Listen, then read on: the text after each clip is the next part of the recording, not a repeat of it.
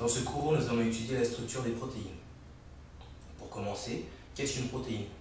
Une protéine, c'est un enchaînement d'acides aminés qui sont reliés entre eux par des liaisons peptidiques. Donc, les protéines sont les molécules qui sont majoritaires à l'intérieur des cellules. Elles représentent 60% du poids sec d'une cellule.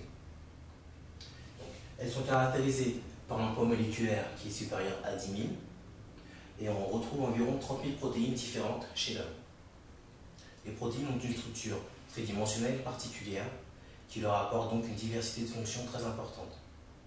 Et elles sont synthétisées à partir de gènes qui vont subir la transcription et donner un ARN messager. L'ARN messager va subir la traduction et va ensuite donner une protéine. Donc les protéines sont synthétisées à partir d'acides aminés qu'on appelle protéinogènes. Il y en a 20. Donc les acides aminés protéinogènes ne sont pas forcément tous présents et ils s'enchaînent de manière différente. On a donc une infinité de séquences. Lorsqu'il y a moins de 10 acides aminés, on parle d'oligopeptides. Lorsqu'il y a entre 10 et 100 acides aminés, on parle de peptides.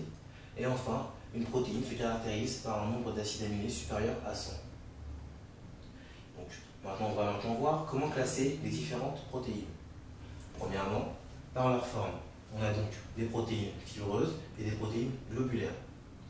Les protéines fibreuses sont des protéines qui sont allongées et qui sont hélicoïdales. On peut citer la kératine alpha que l'on retrouve dans les cheveux, l'élastine qui est dans la peau et le collagène qui est dans les tendons. On a également des protéines globulaires. Les protéines globulaires sont des protéines qui sont plus ou moins sphériques, qui sont solubles dans l'eau. Donc ces protéines peuvent être soit dans les membranes, on appelle ça alors des protéines membranaires, soit elles peuvent être solubles dans les cytoplasmes. On peut également les classer par leur fonction. Donc, les protéines ont de nombreuses fonctions différentes.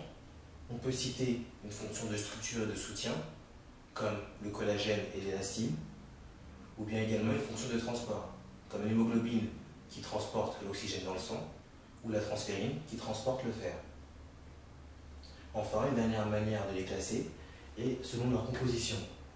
On a des holoprotéines ou des hétéroprotéines. Les holoprotéines sont des protéines qui contiennent uniquement des acides aminés dans leur chaîne. Les hétéroprotéines sont des protéines qui contiennent une partie protéique qu'on appelle apoprotéine et une partie non protéique qui peut être un groupement prosthétique. Un groupement prosthétique, c'est un groupement qui, lorsqu'il est présent, apporte des fonctions supplémentaires à la protéine. Ça peut également être un glucide. Donc lorsqu'on a entre 5 et 40% de glucides, on appellera ça une glycoprotéine.